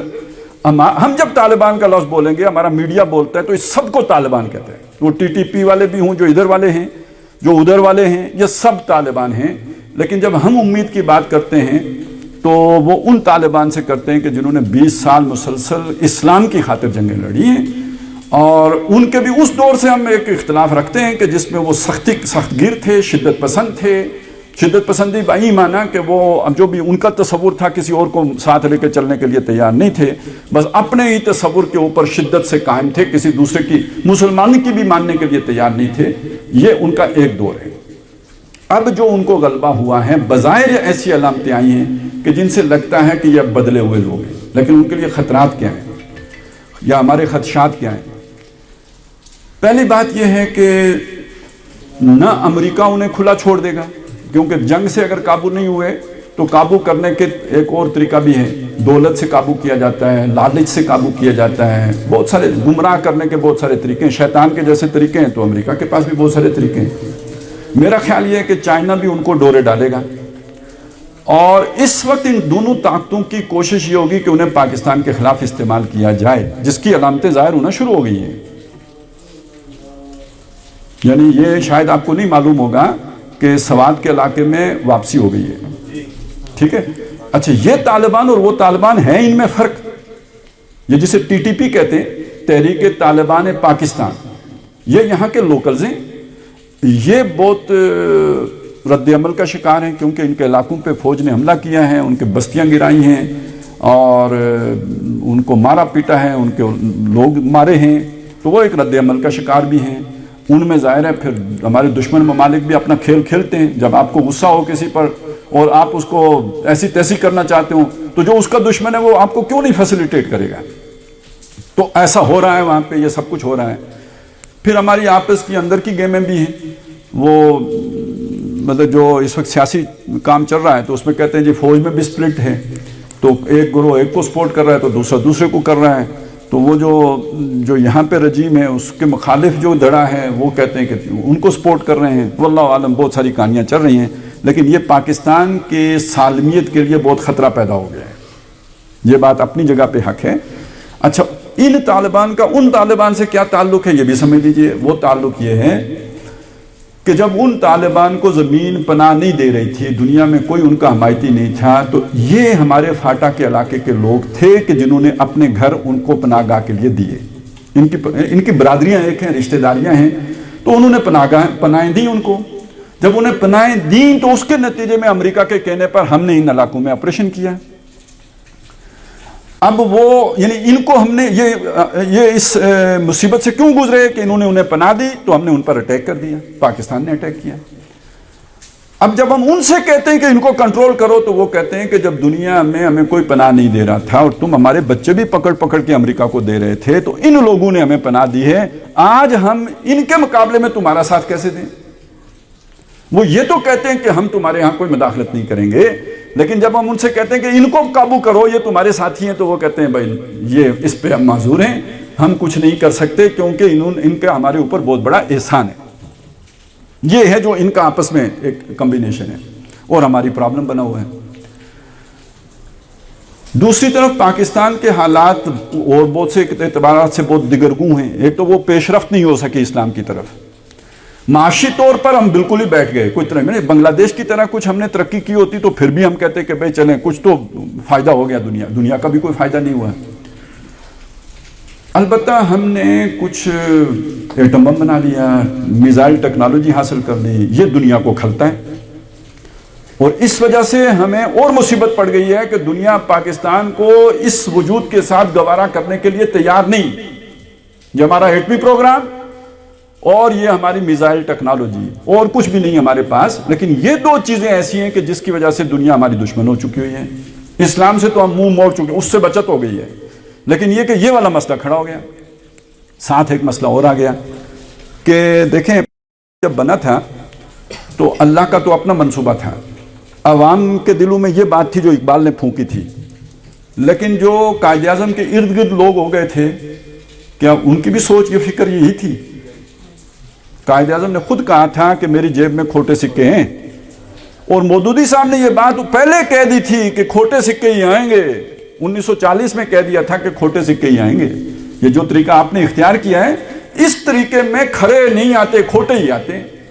تو جاگیردار تو اس لیے آئے تھے تاکہ ہمارے جاگیروں کا تحفظ ہو، اسلام کے لیے تو نہیں آئے تھے۔ بیوروکریٹوں کا میں آپ کو بتا چکا، جرنلوں کا آپ کو، اور 58 میں مارشل لا لگ گیا تھا، ایوب خان آ گیا تھا، تو بس تسلط تو ہو گیا ان کا۔ یہ انہوں نے اس لیے بنایا، انگریزوں نے کیوں بنایا تھا، کیوں بننے دیا؟ ان کا بھی ایک فائدہ تھا۔ امریکہ کیوں مدد کرتا رہا، اس کا بھی ایک فائدہ تھا۔ وہ فائدہ میں آپ کو بتاؤں، ہندوستان ایک بہت بڑا ملک تھا۔ ہندوستان پہلے انگریز کے آنے سے پہلے بھی سونے کی چڑیا کہلاتا تھا۔ اس کے اندر ایک پارٹی تھی، بڑی جہاندیدہ پارٹی، विजनरी पार्टी, उसकी लीडरशिप थी। कांग्रेस खुद बहुत मुनज़्ज़म सियासी पार्टी। खतरा यह था उनको कि अगर हिंदुस्तान आज़ाद होने के बाद एक आज़ादाना पॉलिसी पर चल पड़ा तो हम क्या करेंगे, जो तो फिर इतनी बड़ी ताकत बन जाएगा, सुपर पावर बन जाएगा, पोटेंशियल इसका बहुत बड़ा है। तो हिंदुस्तान को तंग करने के लिए भी कोई होना चाहिए ना, तो एक मुल्क की जरूरत है। तो ये मुसलमान मांग रहे हैं तो इनको दे देते हैं, हमारा फायदा हो जाएगा। दूसरा ये भी है कि हिंदुस्तान को एक और खतरा भी है कि चूंकि यहां ऊंच नीच के तस्वुरात हैं, ब्राह्मण हैं, शूद्र हैं, इनको कम्युनिज्म बहुत सपोर्ट जो है वो अपील करेगा, वो जो बराबरी के तस्वुरात हैं। तो ये अगर शूद्र सारे उस तरफ हो गए तो हिंदुस्तान में कम्युनिज्म आ जाएगा, ये तो पूरी दुनिया में फैल जाएगा। हिंदुस्तान इतना बड़ा मुल्क, ये अगर कम्युनिस्ट स्टेट बन गई तो ये तो बड़ी मुसीबत बनेगी। लिहाजा एक नजरियाती मुल्क भी होना चाहिए दरमियान में, बफर स्टेट, कि जो रूस के असरात को हिंदुस्तान तक ना आने दे। तो ये दो जरूरतें थी अंग्रेज की जिसके लिए उसने बनाया। मैं ये कहता हूं जब अल्लाह ताला अपना काम करना चाहता है ना, और जिससे वो काम लेना चाहता है वो ताकतवर ना हो, तो वो उसको कई जरियों से मदद ऐसी देता है कि मदद करने वालों को भी नहीं पता होता कि हम ये मदद क्यों, वो अपनी कोई और वजह से मदद कर रहे होते हैं, असल में अल्लाह के मंसूबे को पूरा कर रहे होते हैं। कई मिसालें हैं इसकी। यूसुफ अलैहिस्सलाम छोटे से थे ना, अल्लाह का मंसूबा था कि इनको मिस्र लेके जाना है। कैसे लेके जाएं? भाइयों के दिल में बात डाली कि यूसुफ से जान छुड़ाओ, उन्हें जाके कुएं में डाल दिया। वहां से एक काफिला गुजरा, उनके दिलों में डाला कि भाई ये तो अच्छा महंगा बिक जाएगा, मुफ्त का माल है, इसे मिस्र ले चलते हैं। मिस्र ले गए, वहां मंडी में पहुंचाया तो अजीज मिस्र के दिल में बात आई, यार ये नफा देगा, सस्ता मिल रहा है, ले लेते हैं। घर ले गए, वो बाकी ये कि वो जो बेगम साहिबा थी उनके दिल में जो ख्याल आया वो तो काबिल बयान नहीं है, उन्होंने इसलिए रख लिया। हर एक का अपना अपना ख्याल है, लेकिन अल्लाह का अपना एक मंसूबा है जिस पे काम चल रहा है। तो यहाँ अगर वो जागीरदार कोई ख्याल रखते थे, नवाब कोई ख्याल रखते थे, ब्यूरोक्रेट और फौजी कोई ख्याल रखते थे, अंग्रेज का कोई और ख्याल था, अल्लाह का मंसूबा कोई और था। वो जो मैंने शुरू में बात की, क़यामत से पहले पहले कुल रूए अर्जी पर अल्लाह का दीन गालिब होना है, तो अल्लाह ने भी तो कुछ करना है ना। जब मिस्र में उसने गालिब करना था तो मूसा को फिरौन के घर पाला, तो इन्हीं हाथों ने पाकिस्तान पाला, पोसा, जवान किया, बड़ा किया। ये असरे हाजिर का मूसा समझ लेना। लेकिन 1999 के बाद पाकिस्तान की ये जरूरत खत्म हो चुकी। अब अमेरिका को पाकिस्तान की जरूरत नहीं है, अब अंग्रेजों को पाकिस्तान की जरूरत नहीं है। क्यों? 1989 में रूस खत्म हो चुका, कम्युनिज्म का खतरा खत्म। और 1999 में जब हमने कारगिल पे चढ़ के हिंदुस्तान की गर्दन दबोच ली और उसका सांस लेना दूभर हो गया, और वाजपेयी ने अमेरिका से कहा कि मेरी गर्दन छुड़ा दो, आज के बाद हम तुम्हारे गुलाम। तो जब हिंदुस्तान ने वो गुलामी कबूल कर ली तो हमारी जरूरत खत्म हो गई। ये अगर 9/11 न हुआ होता तो हमारी जरूरत तो बिल्कुल ही खत्म हो गई। 9/11 के बाद फिर हमें 20 साल मौका मिल गया। अब हम अमेरिका को हमारी जरूरत नहीं रही, उसने वो आहिस्ता आहिस्ता हमारी चूड़ियां टाइट करना शुरू कर दी हैं। IMF के जरिए से, वर्ल्ड बैंक के, पहले यही इदारे हमें ऑक्सीजन दे रहे थे, अब उन्होंने वो अपनी जो है ना नाली उसको स्क्वेड़ना शुरू कर दिया। आगे हमें मौत नजर आ रही है। चांस अल्लाह ने एक और पैदा कर दिया है, चाइना वाला। लेकिन ये कि हमारे अभी भी जो टॉप लीडरशिप है वो चाइना की तरफ जाना पसंद इसलिए नहीं करती कि उनके अपने सारे एसेट्स जो है ना वेस्ट में हैं, उनकी औलादें वेस्ट में पड़ती हैं। 99 कंपनियां भी अमेरिका में ही हैं। आप वेस्ट में चले गए, वो तो डूब गई। फैसले जिन्होंने करने हैं उनके इंटरेस्ट सारे उधर हैं, इसलिए अभी चाइना वाला फैसला मुश्किल नजर आ रहा है, क्योंकि फिर इनको उधर ही चले जाते हैं, अमेरिका की तरफ, वेस्ट की तरफ। और बल्कि अब तो खतरा यह है कि चूंकि वेस्ट का प्रोग्राम पाकिस्तान को 5 हिस्सों में तकसीम करने का था, ये बातें आ चुकी हैं। 2015 में खत्म करना था, नहीं हुआ। फिर 2020 की बात आई है। अब तो खान साहब भी कह रहे हैं ना कि 3 हिस्से करने इन्होंने। यार चले, मैं तो मौलवी हूं, मौलवियों को वैसे ही साजिशी थ्योरियां याद आती रहती हैं। वो प्राइम मिनिस्टर है यार, बड़ा मॉडर्निस्ट बंदा है, ऑक्सफोर्ड यूनिवर्सिटी का पढ़ा हुआ है, क्लबों का जो है ना वो प्ले बॉय रहा है, बड़ी शे। वो कह रहा है कि पाकिस्तान को 3 हिस्सों में तकसीम करने का मंसूबा है। बड़े अंदर के हलकों तक उसकी जो है ना वो पहुंच है। ये उसका कहना है। مسئلہ ہے اس کا بس کہہ دیتا ہے بیچارہ، جو نہیں کہنے کا ہوتا وہ بھی کہہ دیتا ہے. نکل جاتی ہو سچی بات جس کے منہ سے مستی میں تو آتا ہے نا، نکل جاتی ہو سچی بات جس کے منہ سے مستی میں، فقیہ مسلط بھی سے وہ رندے بادہ خار اچھا. فضل الرحمان صاحب ہوتے تو یہ بات کبھی باہر نہ آتی، یہ عمران کے منہ سے ہی نکلے گی. نکل آئی کہ 3 حصے بنانا چاہتے ہیں، اس کا مطلب، اور ایک صفحے پہ تھے نا سب، اس ایک صفحے سے اسے اتارا ہے تو اس نے کہا 3 حصے کرنا چاہتے ہیں، یعنی اس صفحے کا منصوبہ کیا ہے، سمجھ آئی؟ اب اس کو لات مار کے اتار دیا، کیوں؟ اس کو تڑپ کے آئے، اس صفحے وہ 3 حصے کرنے کا کوئی انعام ملنا تھا نا. آپ پاکستان جیسے ملک کو 3 حصے کرو گے تو کوئی انعام ملے گا یا نہیں ملے گا؟ انعام ملنا تھا. وہ آخری ٹائم پہ جب 2-4 ہاتھ لبے بام رہ گیا تو کک آؤٹ. تو بندہ تڑپے گا، بندہ اچھلے گا، بندہ کودے گا، بندہ فرسٹریشن کا شکار ہوگا. اب ایک پوری ٹیم نہیں چڑھ گئی ہے کہ بھئی وہ حصے دار ہو کے آ گئی. ابھی تک تو یہی لگتا ہے رخ وہی اسی ایک صفحے والا ہے جو تھا. یہ تو ہے دنیا کی سطح پہ بات. اب میں آپ کو سنانا چاہتا ہوں اگلی بات. اس قوم کے اندر سے یہ خیال نہیں نکل، بہت کوشش ہوئی ہے یار، کتنی کھیلیں کودیں، یہ وہ عیاشیاں خرمستیاں، پھر یہ کہ اب بھوک مہنگائی، کوئی حربہ نہیں ہے جو نہ اختیار کیا گیا ہو. لیکن یہ کہ قوم کے اندر، اس کی جڑوں کے اندر سے یہ بات نکلی نہیں ہے. اب بھی پوری دنیا میں سب سے زیادہ اس اعتبار سے زرخیز ملک پاکستانی کو سمجھا جاتا ہے. اصل میں وہ اقبال نے بات ہی اس طرح کی ہے. پھر یہ کہ جماعت اسلامی کا جو کام ہوا ہے بہت بڑا کام ہے، ڈاکٹر صاحب کی پوری زندگی لگی ہے. یہ باتیں گراس روٹ لیول تک اتری ہوئی ہیں، اور اس سب کا جو نتیجہ نکلا وہ کیا ہے؟ ایک علامت ہے نا، توہین رسالت ہوتی ہے. کوئی ممتاز قادری اٹھ کے کسی سلمان تاثیر کو پھڑکا دیتے ہیں. غیر قانونی کام ہے، میں بھی کہتا ہوں غیر قانونی ہے. جو یہ کام کرے اسے پھانسی دینی چاہیے، میں بھی کہتا ہوں پھانسی دینی چاہیے. لیکن قسم سے میں خوش بہت ہوتا ہوں اس کے پھانسی پانے پہ نہیں، اس کی تڑاخ کرنے پہ. کیونکہ جب تک قانون پہ عمل نہیں ہوگا اس کے علاوہ کوئی چارہ ہی نہیں. ابھی گاندھی مر جاتا ہے، وہ کیا نام ہے یار، رشدی مر جاتا، مرنا ہی تھا، 76 سال کا ہو گیا تھا، 2 سال بعد مر جاتا. لیکن یہ جو ہوا ہے نا، یہ ایک پوری دنیا کے لیے پیغام ہے. یہ مری ہوئی امت بھی دشمن رسول کو نہیں چھوڑتی. اور یہ پتہ ہے اس کا مطلب کیا ہے؟ جب تک یہ ہے ہماری امید قائم ہے کہ اللہ تعالیٰ کا ہاتھ اس امت کی پشت پر ہے. ٹھیک ہے، شیطان بہت مضبوط ہیں، بہت طاقتور ہیں، لیکن اس امت کی پشت پر اللہ کا ہاتھ ہے. تب اتنا بڑا کام کوئی اٹھ کے کرتا ہے نا. کسی ایک آدمی کے لیے یہ کام کرنا کوئی آسان کام ہے؟ یہ پوری دنیا سے ٹکر لینا ہے، وہ کر گزرتا ہے. بے خطر کود پڑا آتش نمرود میں عشق، عقل ہے میوے تماشائے لب بام میں بھی یہ کام ہو جاتا ہے. اور اس کام کا پوری دنیا مانتی ہے. یار یہ جو ہے نا سب سے زیادہ، یہ جہاں بھی کوئی کاروائی ہوتی ہے کھرا جا کے پاکستان سے نکلتا ہے.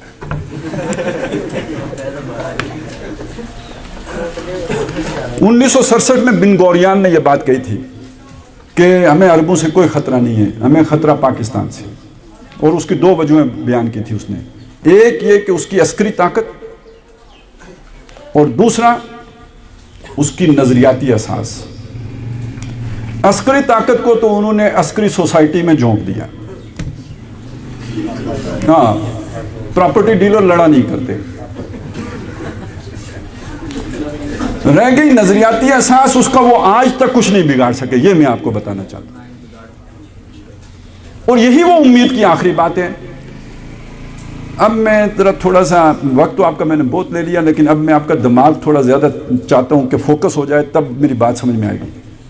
سورہ کہف میں آپ کو پتہ ہے ایک قصہ آیا ہے موسیٰ اور خضر کا. موسیٰ علیہ السلام کو اللہ نے حکم دیا کہ ایک بندہ ہے، جا کے اس سے ملو، وہ کچھ انوکھے کام کرتا ہے، ذرا اس سے بھی مل لو وہ کیا کام کرتا ہے.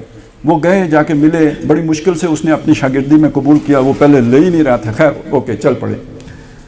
وہ ایک کشتی میں سوار ہوئے. ان صاحب نے اس کشتی نئی نویل، یوں سمجھے کہ بھائی 22 ماڈل کی جو ہے نا سویک کار تھی، اور انہیں جناب ادھر ٹھوک دی تھی. موسیٰ علیہ السلام نے کہا کہ تو نے کیا کیا یہ؟ انہوں نے ہم سے کرایہ بھی نہیں لیا, ہم پر احسان کیا, بجائے احسان کا بدلہ چکانے تو نے ان کی کشتی توڑ دی. انہوں نے کہا میں نے کہا نہیں تھا کہ جب میرے ساتھ بیٹھو گے تو سوال نہیں کرو گے. انہوں نے کہا اچھا سوری میں بھول گیا تھا. پھر چلے آگے, ایک چھوٹا لڑکا ملا, انہوں نے پٹک دیتا, قتل کر دیا, فقتل. موسیٰ علیہ السلام نے کہا تو نے ایک زندہ آدمی مار دیا بغیر, ایک نفس کو ذکیتاً, معصوم بچہ بغیر نفس, بغیر کسی وجہ کے, لقد جئت شیئا نکرا, تو نے تو بڑی غلط حرکت کی ہے, بڑا منکر کام کیا ہے. انہوں نے کہا اے میں دسیا نہیں سی, تو میرے نال نہیں چل سکنا. اچھا ٹھیک ہے, اب اگر میں پوچھوں تو پھر مجھے ساتھ نہیں رکھنا. وہ آگے گئے تو ایک دیوار گر رہی تھی, مطلب وہ دراڑیں پڑ چکی تھیں, جیسے زلزلے کے بعد یہاں دیواریں ہو گئی تھی, وہ گرنے لگی تھی. اس نے چھپ کی, وہ سیدھی ہو گئی.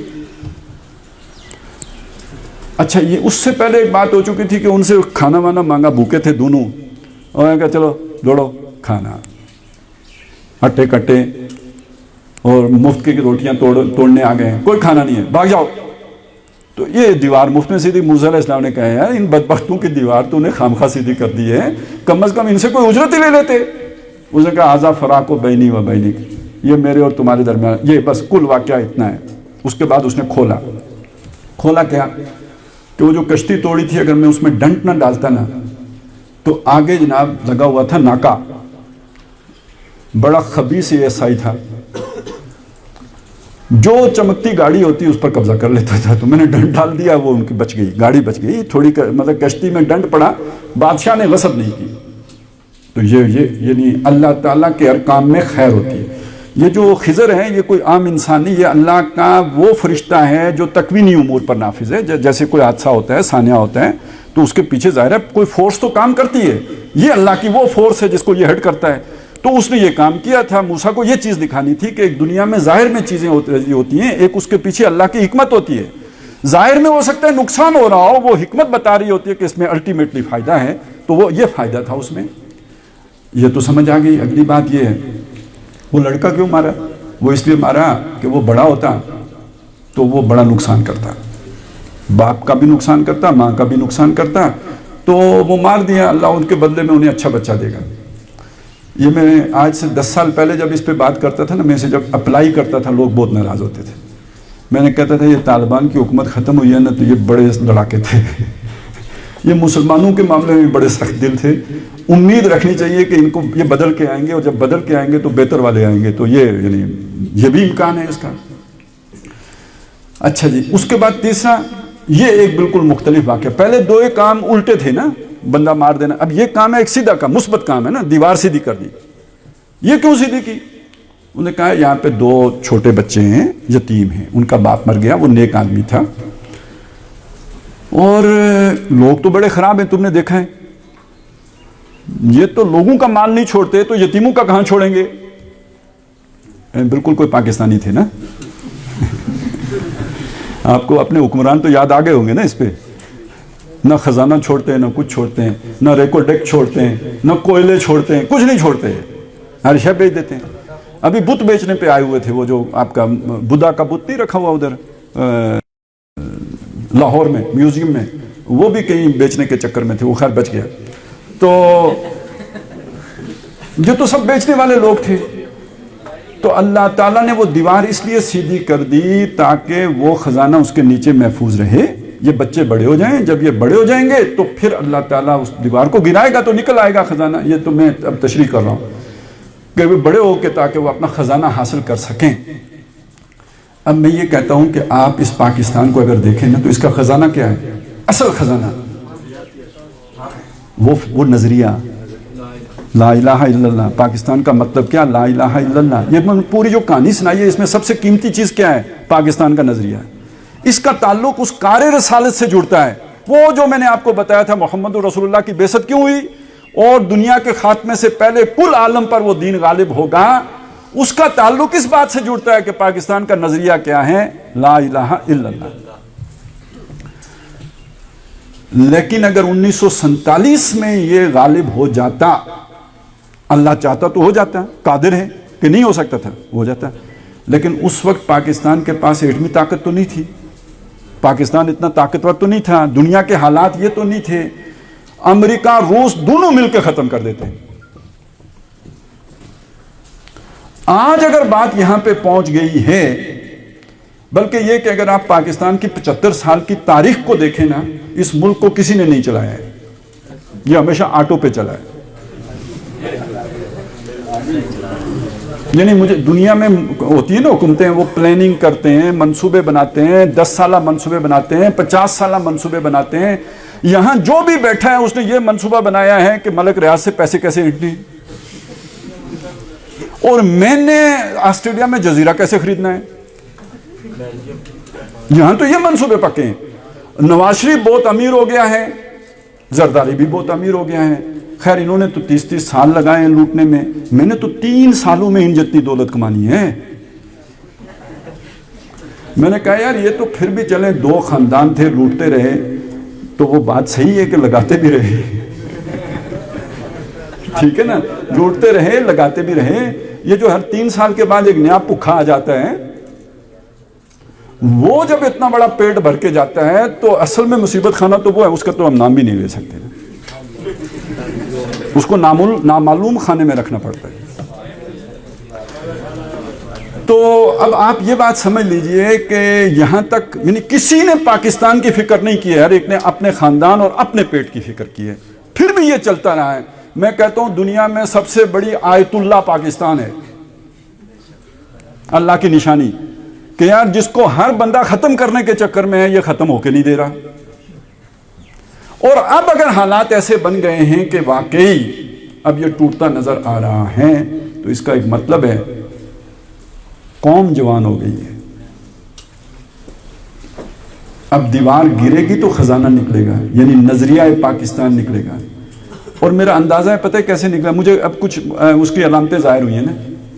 یہ جو ہمارے اوپر ایک قبضہ گروپ بٹھایا گیا تھا نا, قبضہ گروپ میں اب کہہ رہا ہوں, وہ سارے سیاستدان بھی جمع کر لیجئے, جاگیردار بھی کر لیجئے, یا بیوروکریٹ وغیرہ بھی کر لیجئے, خاص لیئر باقی اداروں کی بھی کر لیجئے. یہ ایک قبضہ گروپ تھا جو بٹھایا تھا انٹرنیشنل قبضہ گروپ نے, شیطانوں نے. وہ اس کے یعنی اس چھتری تلے ہمیں رکھا ہوا تھا. جب کسی علاقے کے حالات خراب ہوتے ہیں نا, ان کے جڑے ان کے بڑے بڑے مفادات ہوتے ہیں, یہ وہاں سے بھاگتے ہیں, یہ دوڑنے لگا, یہ ادھر نہیں ٹھہرتے. ابھی اشرف غنی نے کتنی دولت اکٹھی کی ہوئی تھی, افغانستان سے دوڑ گیا یا نہیں دوڑ گیا؟ دوڑ گیا. شاہ ایران سے دوڑ گیا تھا یا نہیں دوڑ گیا تھا؟ دوڑ گیا تھا. یہ ہم ریٹائرڈ ہو کے جا کے آسٹریلیا میں کیوں بیٹھتے ہیں, امریکہ میں کیوں بیٹھتے ہیں, دبئی میں کیوں بیٹھتے ہیں؟ ہاں, پاکستان کے بارے میں آپ کو بتاؤں, یہ ابھی پچھلے دنوں ایک صحافی دوڑا ہے نا, ارشد شریف ہے, دوڑ گیا نا. وہ تو پہلے سے دوڑا ہوا ہے. نہیں, ارشد شریف, وہ بھی شریف ہے, بس شریف ہونا ہے اس کا. تو ARY والا وہ دوڑ گیا. آج سے 3 سال پہلے ہمارے ایک دوست, وہ اس کے کسی دور پار سے رشتہ دار لگتے تھے, وہ کسی بھاری بوٹ تلے آ گئے تھے, ان کا پلاٹ. تو انہوں نے چاہا کہ کسی کی مدد لیں, ادھر بھی ہاتھ پاؤں مارے, ادھر بھی ہاتھ پاؤں مارے. تو پتہ چلا جی ارشد شریف بھی میرا رشتہ دار ہے, اس سے پہلے نہیں پتا تھا. تو وہ اس کے پاس بھی پہنچ گئے کہ یار وہ کوئی میڈیا کی مدد لیں.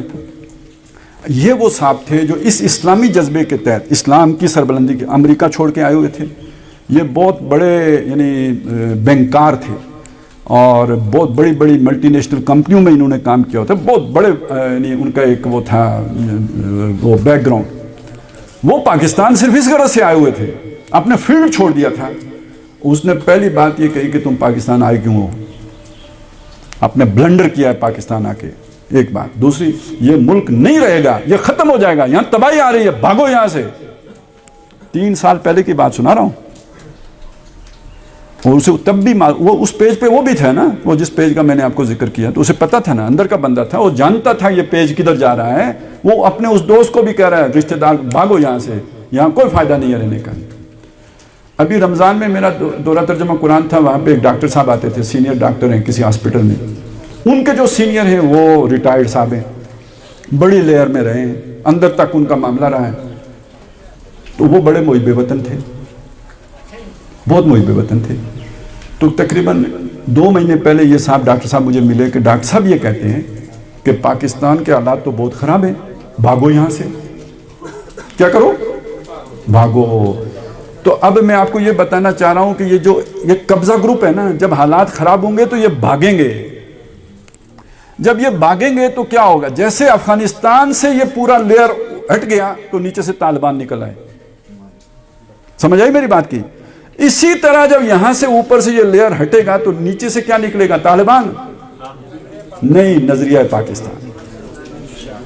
اور اگلی بات سن لیں، اگلی بات یہ ہے کہ یہ پاکستان اور افغانستان ایک اکائی ہیں، جغرافیائی اکائی بھی ہیں، نظریاتی اکائی بھی ہیں. افغانستان اکیلا رہ ہی نہیں سکتا، اسے پاکستان کی ضرورت ہے. وہ لاکڈ لینڈ ایریا ہے، وہ سمندر اس کا ہے ہی نہیں. پاکستان کے بغیر اس کی موت ہے. اور نظریاتی طور پر وہ ادھر جڑا ہوا ہے. بلکہ یہ وادی ہی ہے کہ یہ ساری وادی سندھ ہے. یہ جو دریائے سندھ ہے نا، یہ درمیان سے جو بہتا ہے، دریائے کابل آ کے اسی میں گرتا ہے نا، کابل سے آتا ہے. یہ کشمیر بھی جا کے ادھر ہی جڑتا ہے. اور یہ دو پول ہیں، ایک کشمیر ہے، دوسرا کابل ہے. اور یہاں اللہ تعالیٰ نے 20 سال ہو گئے ہیں، بلکہ 30 ہو گئے ہیں کہ سکون نہیں ہے، امن نہیں ہے، چین نہیں ہے. زندگی ہتھیلی پہ رکھ کے جیا جاتا ہے. یہ تو گویا ہر وقت آتش نمرود میں جی رہے ہیں. یہاں سے اللہ تعالیٰ وہ جان نثار، کمیٹڈ، ڈیووٹڈ لوگ تیار کرتا رہا. اور پاکستان کو اللہ تعالیٰ نے نعمتوں میں رکھا، خوشحالی میں رکھا. وہاں پر وہ نظریاتی لوگ تیار کرتا رہا. اور یہ جب آخری وقت آئے گا یہ آپس میں جڑ جائیں گے. ملیں گے سینہ چاکانے چمن سے سینہ چاک. اور یہ دونوں مل کے ایک ہوگا بازو شمشیر زن حزب اللہ، اور اس کے پیچھے جو ذہن ہندی ہوگا. یہ جو 400 سال کی تاریخ ہے پاکستان کے پیچھے نظریے کی، مجدد الفسانی سے لے کر شاہ عبدالحق محدث دہلوی، شاہ ولی اللہ، پھر ان کے آگے تحریک شہیدین، یہ میں نے پورا جو آپ کے سامنے نقشہ، اس سب کا حاصل ہے جسے آپ نظریہ پاکستان کہتے ہیں. اور یہ سارا اس زمین کے اندر موجود ہے، اس دیوار کے نیچے ہے. یہاں پر جب آزادی حاصل ہوگی تو پھر اس کے نتیجے میں وہ سوچ، وہ خیال، وہ فکر سامنے آئے گی کہ جس کے ہم امین ہیں. اب میں آپ کے سامنے آخری بات رکھ رہا ہوں. جس کا جو کام ہے وہی اسے سانجھے. آپ افغانستان جا کے کچھ نہیں کر سکتے. اور جن لوگوں نے آپ کو افغانستان کا رستہ دکھایا، آپ میں بہت سے لوگوں کو دکھایا گیا، وہ آپ کے دشمن تھے. جو کام افغانستان میں ہو رہا ہے وہ افغان کر سکتے ہیں اور بہت اچھے طریقے سے کر سکتے ہیں. آپ نہیں کر سکتے. آپ وہاں جا کے صرف ضائع ہوتے ہیں.